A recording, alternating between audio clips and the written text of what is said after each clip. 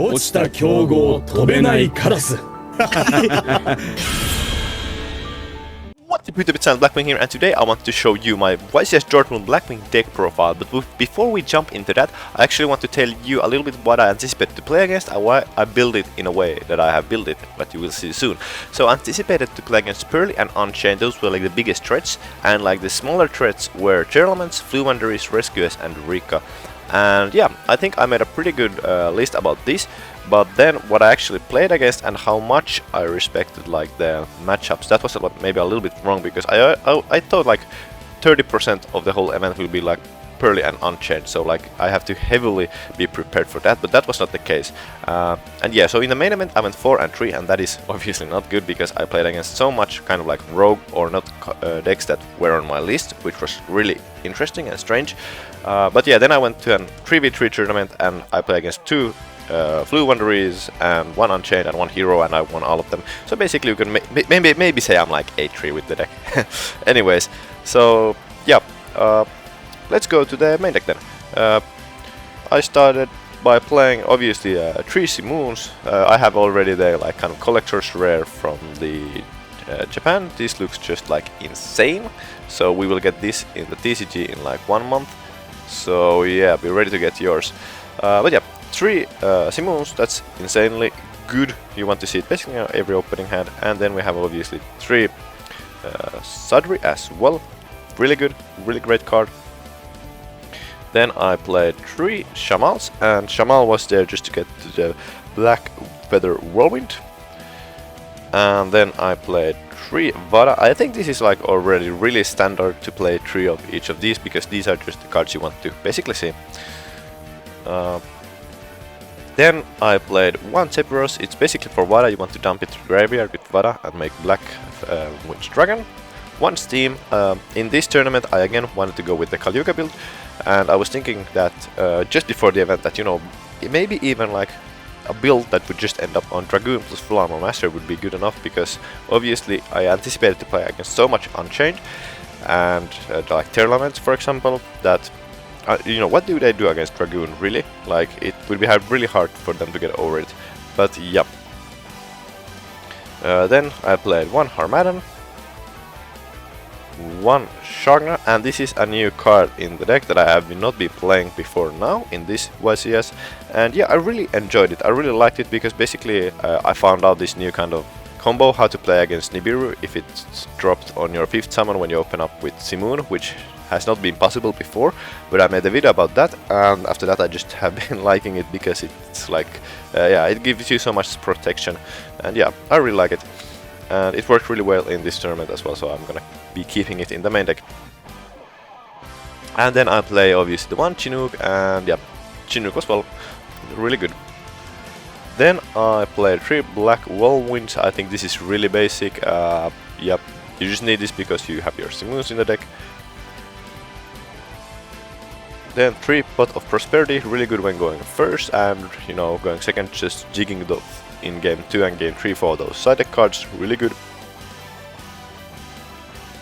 Then 3 Small Walls, just, you know, gets into your what would you say it, like break, like card breakers or board breakers as well in a way. I will soon show you what I mean, but also gets you into your starters, really good. 2 Black Feather Whirlwinds, and yep. This card was actually not that great in this tournament at 2, I don't know why, but I drew like 1 of them in my opening hand like every turn almost, and I felt like every time I drew 1 of these into my hand, I would much rather have it be like a Blackwing monster or like an extender, which is not a spell. So I don't know, it was like super weird, but yeah, 2 of him. Then for the Kalyuga cards, obviously these 2. So just enables you to go into Kalyuga.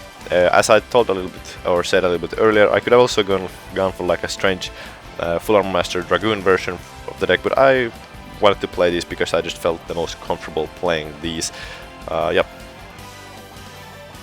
Then for the Small World part that I just talked about a little bit briefly earlier, I played Druisform and Radiant. Basically the idea here was that this is the best hand trap against Unchained if you draw it, and this is the best kind of board breaker against Pearly. And I was anticipated that those two decks will be the most played there, so that's why I ended up on these two. Now looking backwards against my matches, I would not have been playing these two because these two kind of changes a lot what hand traps and so on you can play in the deck and what works and what not. So yeah, the deck wasn't the most consistent one because of these two. But basically the idea was here that if you open up with like any Blackwing, you can just banish that with Small World, banish the Druisform with Small World, and add Radiant and just put this on their Nor, and you know, you can get rid of it that way. And I was thinking that so many people would be playing Pearly that this needs to be played. Otherwise, Pearly game 1 would just be like an auto loss, and I don't want any auto losses like that if I lose the die roll.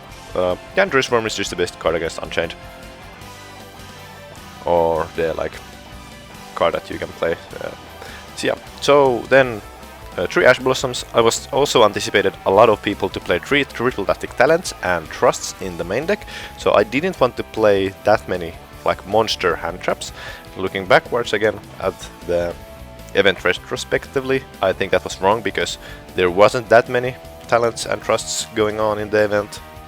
But yeah, still really nice card and just too good not to play, to be honest.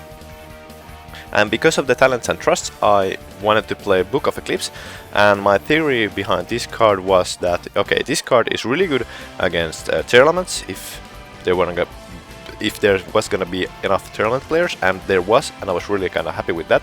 So that was a good meta read, because obviously if you play Book of Eclipse into a Tearlaments board, all the monsters go face down and all their trap cards are also dead, so they're in a really awkward position. So yeah, this is also really good against the Rescue Ace deck, so that was also one thing. And obviously against Flu Wanderers you can just put M-Pen face down, you know, but Flu Wanderers is not that big deal anyway. But yeah, and also against Pearly, this can be chained to the rank up trap, and you know, preventing them from going into Nor. Obviously the downside is that at that point they have drawn really many cards, so if they have Ash, they can just Ash this card. But other than that, I felt like this card was a really solid meta card. Spoiler alert, I also told Kanak to play this at 3, and yeah, he did it. And yeah, I'm so sad that he was so close to topping and not actually topping. That would have been insane.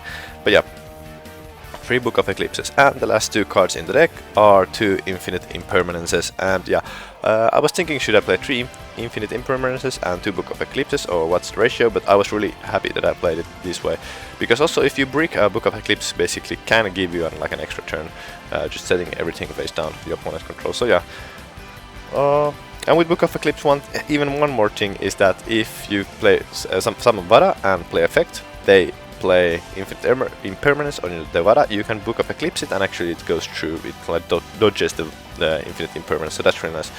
But yeah, that's the main deck. Then for the extra deck, we play 1 Boreas Storm, really basic, 1 Nothing, really basic, again good in time, Riker just good going second and going for the combo popping cards, 1 Hugger Joe, 1 Black Wind Dragon, also really good, you know, just always getting those counters and, you know, making opponents monster really small and, you know, OTKing even when going second. I think when I first started playing Blackwings, I didn't give this card that much value that it actually like should have, because this card is actually pretty good when it, like going second. Yeah, 1 Drago Berserker of the Tenji, really good. 1 Drago Burrow Savage Dragon, I mean, really good as well. Full Armor Master, this plus Shagna in the graveyard is really insanely good, like so powerful. Many on decks have like really hard time getting over it. 2 Blackwing Assault Dragons, and no matter the format, I think this card should always be played at 2, and the theory was also that this card should be insane against Unchained, and it was. Just one day before the event, I actually played against this guy in the hotel, and he played Unchained, and like 2 Blackwing Assault Dragon was just too good. Like every time it burned like him almost to death, or really close to death, or it was just like insanely good. Yeah, really good. Red Raptor Arsenal Falco, then obviously King Kali-Yuga, Wystrix and Rusty, and Darkness Metal Dragon of Dark Steel. So the basic idea here was also that if I go second, I can just banish these things with Prosperity and like play like a synchro only version of the deck. So yeah, And also, obviously, like if I go second after the side deck, you know, then I have sided most likely the Raiders wing and the rank up card away. So that gives me like the prosperity to dig for those valuable board breakers. And then for the side deck, I played actually the best card in the side deck, MVP, Drawn Lockboard, because I played against so much like non-meta decks, rogue decks. So this card actually came in clutch, which was a little bit sad. You could almost say, because that was not what I anticipated to be happening, but yeah, it is what it is. Sometimes you're just a little bit lucky with your matchups and so on. So yeah, Drawn Lockboard was the best card in the side deck this time. Then we played triple evenly matched, and this card is just a no-brainer as well. Really good in the side deck, just gets rid of like almost any kind of a deck.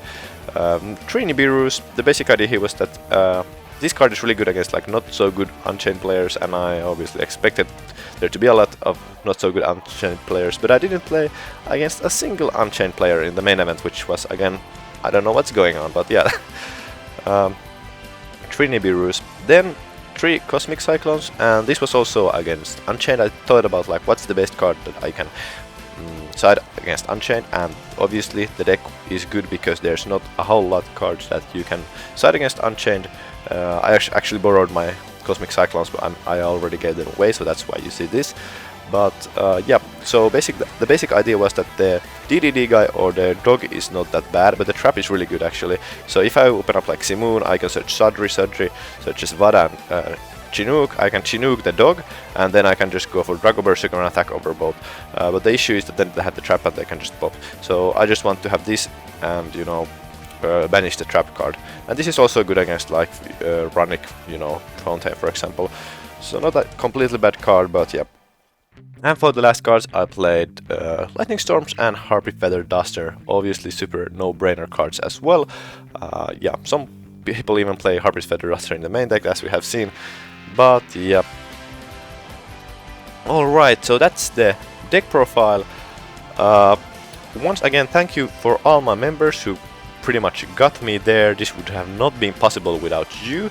And if you want to see how this deck kind of evolves from here on out, because we'll be getting a SP Little Knight and it will completely change the meta once again with the new set, please become a member and you will see how the deck will evolve. And with being a member you also support me getting into these trips and actually getting you these deck profiles that you are actually watching right now. But yeah, if you have any comments, please comment them down in the comment section below.